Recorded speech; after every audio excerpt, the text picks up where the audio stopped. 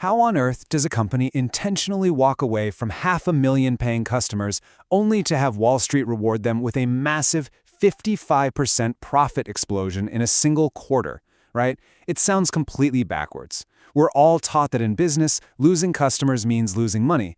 But the most powerful healthcare company on the planet just proved that shedding the right customers at the exact right time can actually be the ultimate catalyst for explosive margin growth. So let's get into this. This is the story of a deliberate, ruthless pivot toward profitability and the intense friction between a flawlessly executed business model and the existential legal threats now trying to tear it apart.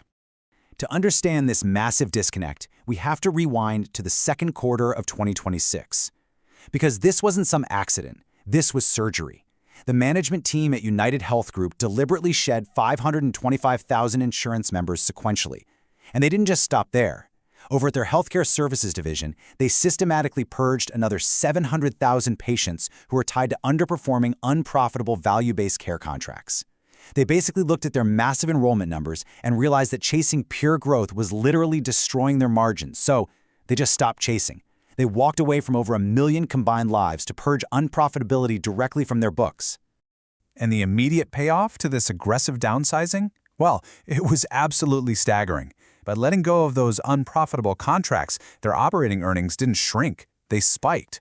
They jumped by 55% to a massive $8 billion for the quarter, completely crushing Wall Street analyst expectations. But a paradox like this, making billions more by serving fewer people, it really forces us to ask a foundational question. How does this company actually make its money? Part 1.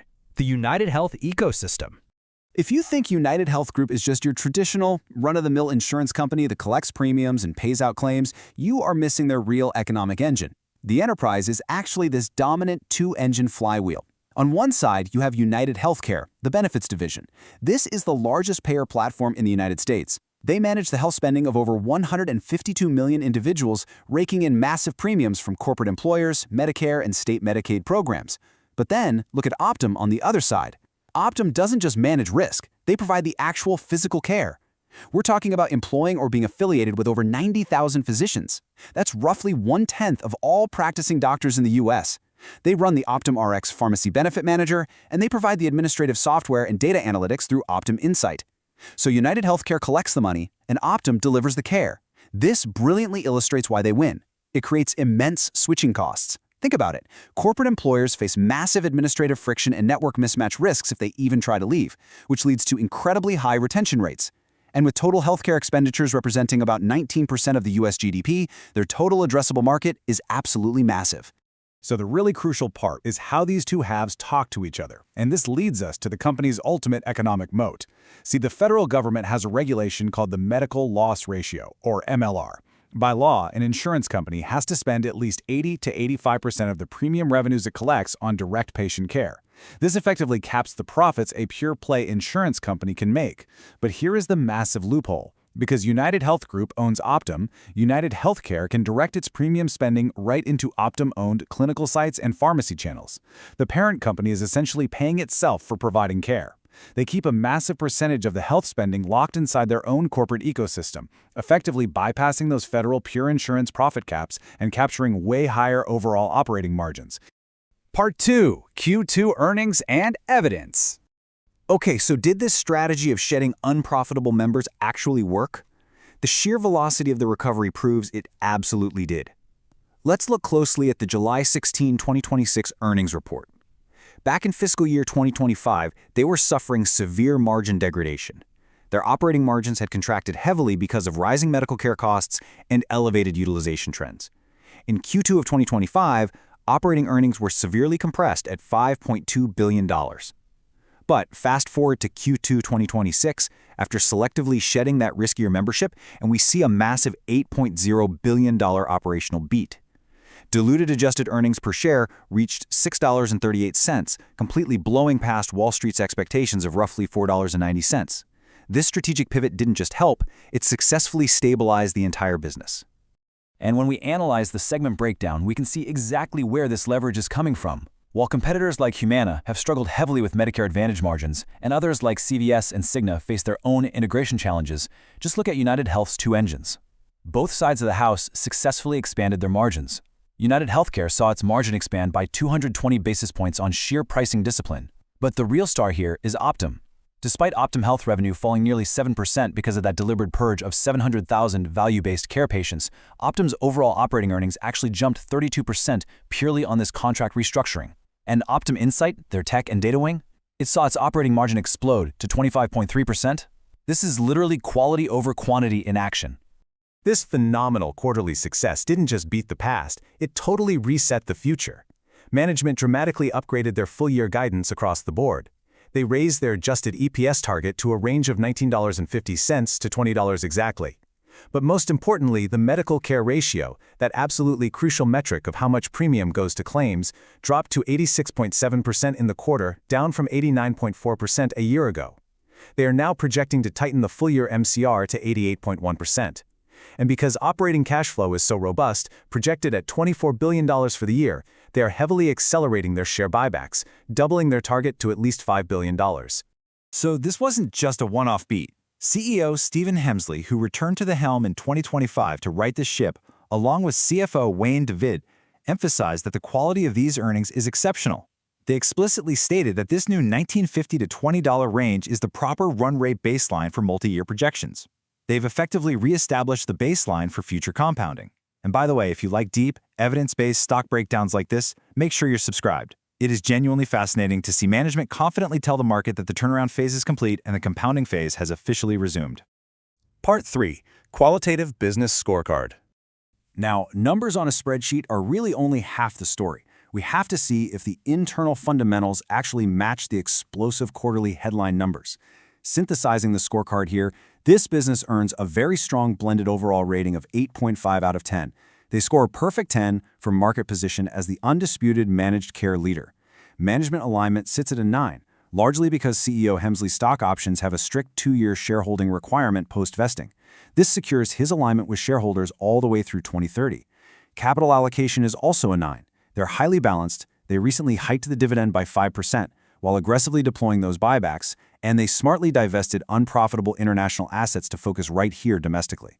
With profitability rapidly rebounding to 7.1% operating margins in Q2, it perfectly illustrates a wide moat, highly aligned business. And honestly, this is exactly why 20 out of 27 Wall Street analysts currently maintain a strong buy rating on the stock. All of the research behind this explainer was created using Flash by StockSentinel.ai.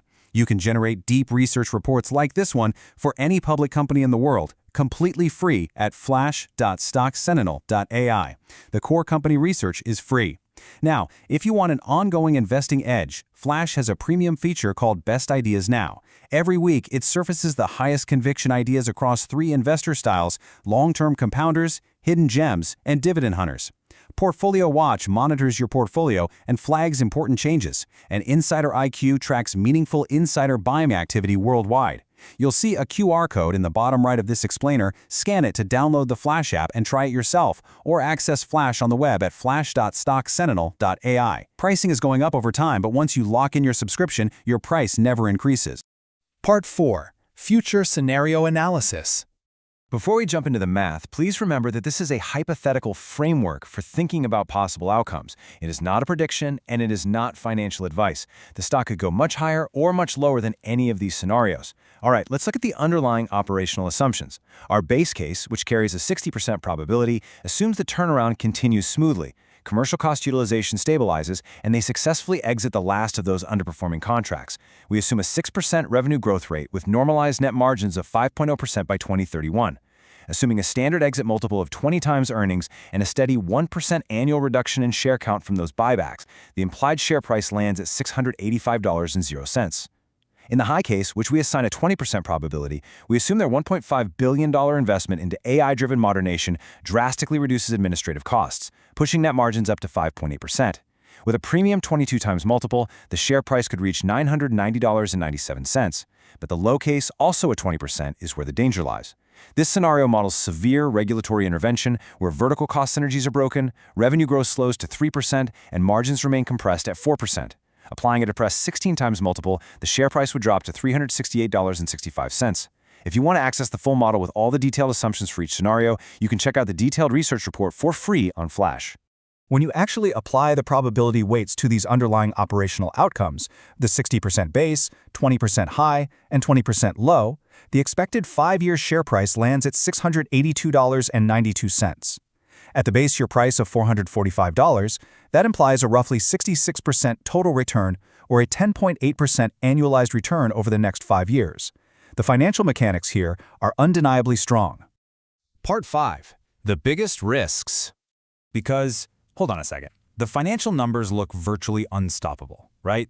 The moat is massive, the cash flow is staggering, and the turnaround is working flawlessly. That is, until you read the latest filings from the Department of Justice. There is a massive, existential threat looming over this exact business model. The core conflict that the market fears most isn't competition from CVS or Humana, it's a legal threat to the very vertical integration that creates UnitedHealth's massive profit engine. So what could break the thesis? The government. These are severe regulatory choke points. First, the DOJ has heavily intensified its antitrust scrutiny, specifically focusing on whether UnitedHealthcare favors its own Optum clinical practices or upcodes diagnoses to extract higher payments from Medicare Advantage. Second, there are civil investigative demands targeting Optum Insight's Qualitative health technology unit over potential out-of-network pricing collusion. And at the legislative level, Congress has introduced the Patients Over Profits Act, which explicitly seeks to ban insurance companies from owning medical provider organizations altogether. If the DOJ forces a breakup, or if legislation legally separates Optum from UnitedHealthcare, it would permanently destroy the firm's consolidated margin profile. That MLR loophole we talked about, it would close overnight. Add to this the residual liabilities from the 2024 Change Healthcare cyber attack. While they've managed the fallout well, total direct response costs exceeded $3.1 billion and they still carry over $77 billion in long-term debt. Early warning signs for investors to watch include unanticipated legal provisions recorded in the corporate segment or the filing of formal DOJ lawsuits seeking divestiture. These aren't just operational hiccups, guys. These are structural threats to the entire thesis. So, the profit paradox is officially resolved. It's all about quality over quantity. By shedding 500,000 unprofitable members, UnitedHealth Group proved the absolute leverage inherent in their integrated model, driving a 55% earnings surge and upgrading their entire baseline. The moat is undeniable, and the financial turnaround under CEO Stephen Hemsley is working flawlessly. But the ultimate valuation of this company will rely just as much on Washington as it does on Wall Street, as antitrust regulators zero in on the exact ecosystem that makes them so incredibly profitable. That is the tension investors have to balance right now. Will UnitedHealth's brilliant pivot serve as the ultimate blueprint for the future of modern healthcare, or will it be the exact evidence the government uses to tear them apart? If you want the full research, including the deeper framework behind this explainer, you can get it free at flash.stocksentinel.ai. Until next time, do your own research, and I'll see you in the next one. Check out Flash at flash.stocksentinel.ai to access free research and videos like this one for any company in the world.